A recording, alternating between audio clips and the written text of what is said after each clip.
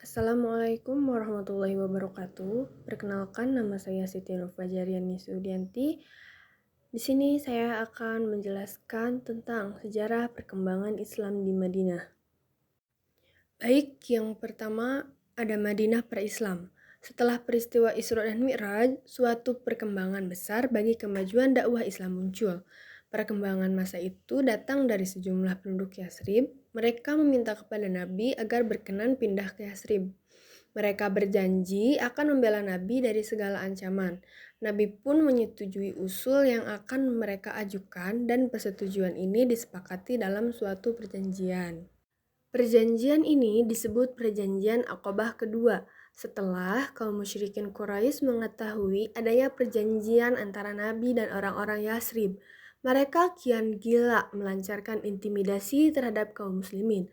Hal ini membuat Nabi memerintahkan kaum muslimin untuk berhijrah ke Yasrib. Lalu Nabi pun hijrah ke Yasrib karena kafir Quraisy sudah merencanakan pembunuhan untuknya. Sebagai penghormatan terhadap Nabi, nama kota Yasrib diubah menjadi Madinatul Nabi, yaitu kota Nabi, atau Madinatul Munawwaroh, yaitu kota yang bercahaya. Karena dari sinilah Islam memancar ke seluruh dunia. Disinilah Madinah menjadi kota yang penting dalam sejarah peradaban Islam. Selanjutnya yaitu tujuan Rasulullah berhijrah ke Madinah. Yang pertama, persekusi di Mekah. Umat Islam di Mekah mengalami perlakuan keras dan tidak jelas, sehingga hijrah menjadi perlindungan dari ancaman tersebut. Yang kedua, perjanjian di Madinah.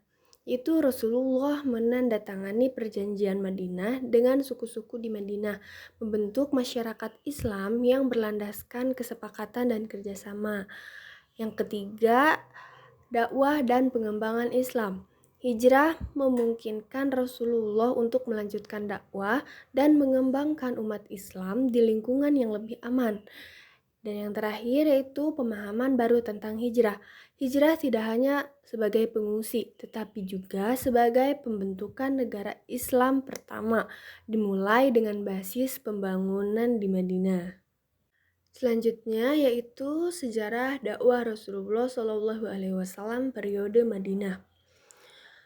Dakwah Rasulullah SAW periode Madinah berlangsung selama 10 tahun, dari tanggal 12 Rabiul Awal tahun pertama Hijrah sampai wafatnya Rasulullah SAW, yakni tanggal 13 Rabiul Awal ke-11 Hijrah.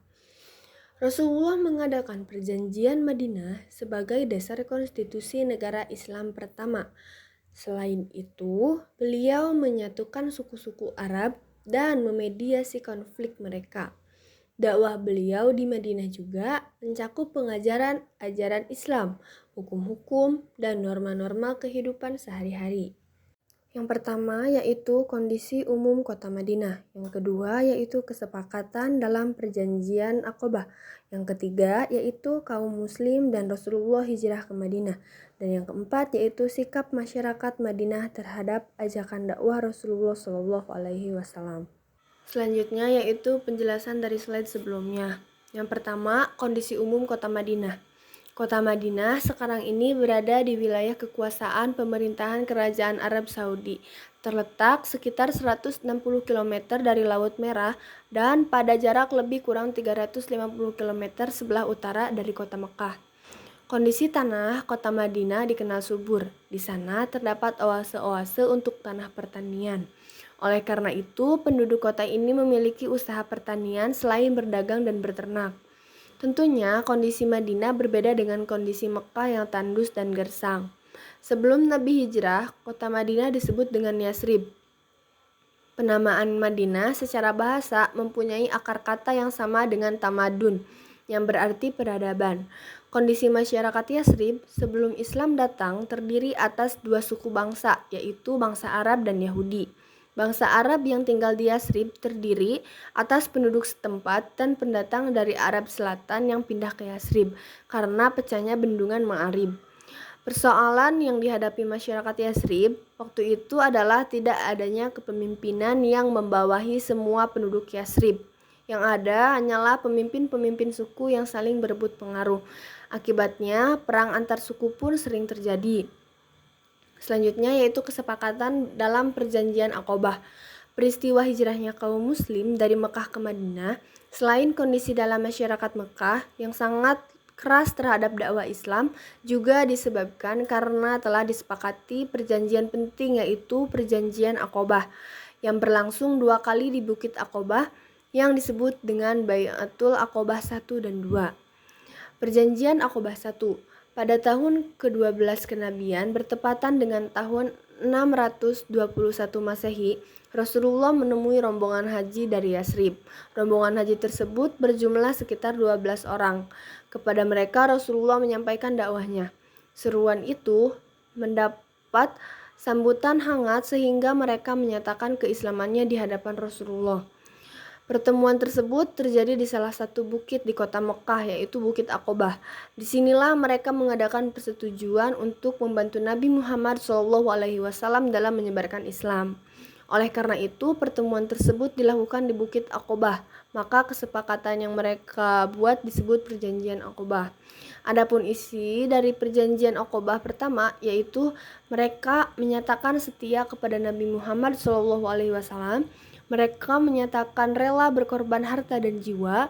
Mereka bersedia ikut menyebarkan ajaran Islam yang dianutnya. Mereka menyatakan tidak akan menyekutukan Allah Subhanahu wa Ta'ala. Mereka menyatakan tidak akan membunuh, dan mereka menyatakan tidak akan melakukan kecurangan dan kedustaan. Selanjutnya yaitu Perjanjian Aqobah kedua. Pada tahun ke-13 kenabian, bertepatan dengan tahun 622 Masehi, jamaah Yasrib datang kembali ke kota Mekah untuk melaksanakan ibadah haji. Jamaah tersebut berjumlah sekitar 73 orang. Setibanya di kota Mekah, mereka menemui Rasulullah dan atas nama penduduk Yasrib, mereka menyampaikan pesan untuk disampaikan kepada Rasulullah. Pesan itu adalah berupa permintaan masyarakat Yasrib agar Nabi Muhammad SAW bersedia datang ke kota mereka memberikan penerangan tentang ajaran Islam dan sebagainya. Permohonan itu dikabulkan Rasulullah dan beliau menyatakan kesediaannya untuk datang dan berdakwah di sana. Untuk memperkuat kesepakatan itu, mereka mengadakan perjanjian kembali di Bukit Aqobah. Karena itu, perjanjian ini di dalam sejarah Islam dikenal dengan sebutan Perjanjian Aqobah kedua. Adapun isi Perjanjian Aqobah kedua ini adalah penduduk Yasrib siap dan bersedia melindungi Nabi Muhammad SAW. Penduduk Yasrib ikut berjuang dalam membela Islam dengan harta dan jiwa. Penduduk Yasrib ikut berusaha memajukan agama Islam dan menyiarkan kepada sanak saudara mereka.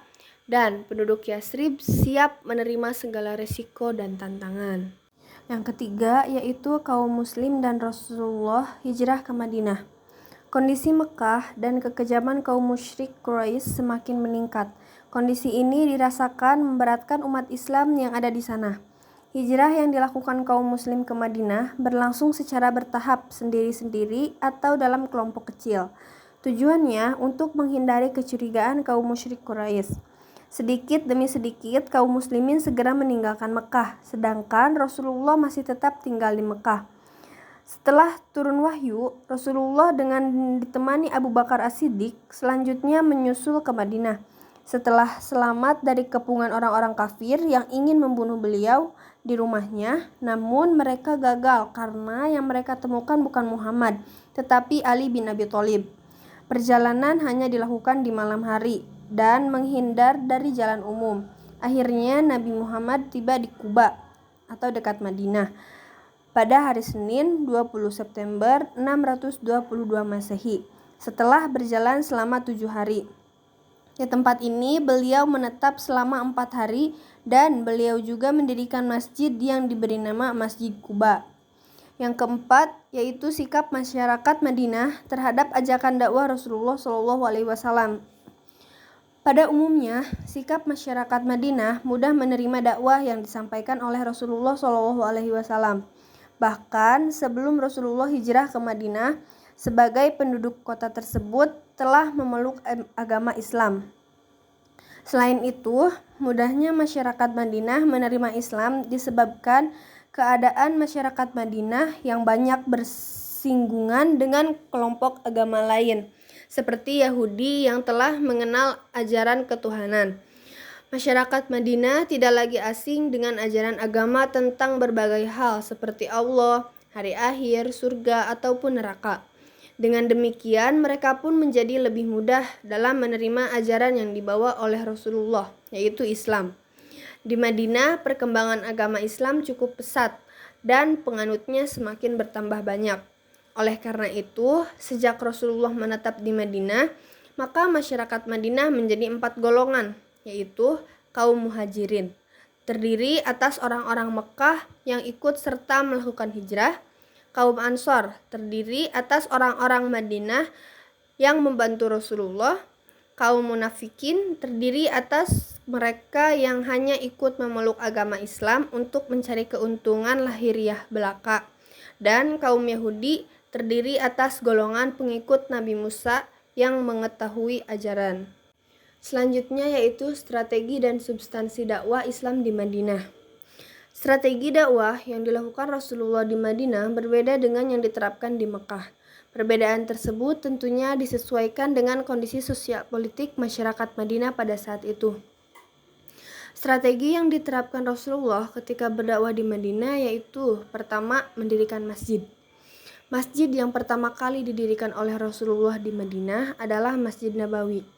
Masjid ini dibangun di atas tanah yang dibeli beliau dari 2 orang miskin bernama Sahil bin Amr dan Suhail bin Amr. Pendirian masjid ini dimaksudkan selain sebagai pusat ibadah dan dakwah Islam, namun juga berperan sebagai tempat bermusyawarah kaum muslimin. Tempat untuk mempersatukan kaum muslimin bahkan dijadikan sebagai pusat pemerintahan. Di salah satu penjuru, masjid disediakan tempat tinggal untuk orang-orang miskin yang tidak mempunyai tempat tinggal. Mereka dinamai Ahlus Sufah. Selanjutnya, dimulailah pembangunan jalan raya di sekitar masjid sehingga lama-kelamaan tempat itu menjadi pusat kota dan pemukiman serta perniagaan. Pesatnya pembangunan di sekitar Masjid Nabawi menyebabkan banyak pendatang dari luar Madinah. Yang kedua yaitu mempersaudarakan kaum muhajirin dan ansor. Cara ini dilakukan Rasulullah untuk mengokohkan persatuan umat Islam di Madinah. Persaudaraan ini didasarkan atas persaudaraan seagama dan bukan atas dasar kesukuan. Sebagai contoh, Rasulullah mempersaudarakan Hamzah bin Abdul Muthalib dengan Zaid bekas budaknya. Abu Bakar bersaudara dengan Khariza bin Zaid, dan Umar bin Khattab bersaudara dengan Itban bin Malik al-Khazraji. Kaum muhajirin kemudian banyak yang menjadi pedagang dan petani. Di antaranya Abdurrahman bin Auf menjadi pedagang, sedangkan Umar bin Khattab dan Ali bin Abi Thalib menjadi petani. Yang ketiga adalah menciptakan perdamaian antar suku. Rasulullah berusaha membuat perdamaian antar suku. Ini merupakan salah satu strategi dan substansi dakwah yang dilakukan Rasulullah dalam menyiarkan ajaran agama Islam di Madinah. Yang keempat yaitu memprakarsai perjanjian piagam Madinah. Perjanjian damai ini dilakukan untuk menciptakan rasa damai dan tentram bagi masyarakat Madinah, baik yang muslim atau yang bukan muslim. Dari sini, maka Rasulullah membuat peraturan-peraturan yang disebut dengan Piagam Madinah, yang isinya antara lain: kaum Yahudi bersama kaum muslimin wajib turut serta dalam peperangan. Kaum Yahudi dari Bani Auf diperlakukan sama kaum muslimin. Kaum Yahudi tetap dengan agama Yahudi mereka, dan demikian pula dengan kaum muslimin. Semua kaum Yahudi dari semua suku dan kabilah di Madinah diberlakukan sama dengan kaum Yahudi Bani Auf. Kaum Yahudi dan Muslimin harus saling tolong-menolong dalam memerangi atau menghadapi musuh. Kaum Yahudi dan Muslimin harus senantiasa saling berbuat kebajikan dan saling mengingatkan ketika terjadi penganiayaan atau kezaliman. Kota Madinah dipertahankan bersama dari serangan pihak luar, dan semua penduduk Madinah dijamin keselamatannya kecuali bagi orang yang berbuat jahat. Dalam Piagam Madinah tersebut terdapat beberapa asas, yaitu asas kebebasan beragama, asas persamaan, asas keadilan, asas perdamaian, dan asas musyawarah. Yang terakhir yaitu menggalang kekuatan untuk mempertahankan agama. Jumlah orang-orang yang mengakui kerasulan Muhammad SAW bertambah dengan amat cepat, sehingga dalam waktu yang amat singkat kekuatan Islam sudah mulai diperhitungkan oleh orang-orang yang tidak menyukainya. Ada 3 kekuatan yang secara nyata memusuhi Islam, yaitu orang-orang Yahudi, orang-orang munafik, dan orang-orang Quraisy dengan sekutunya. Untuk itu Rasulullah menggalang kekuatan demi mempertahankan agama Islam.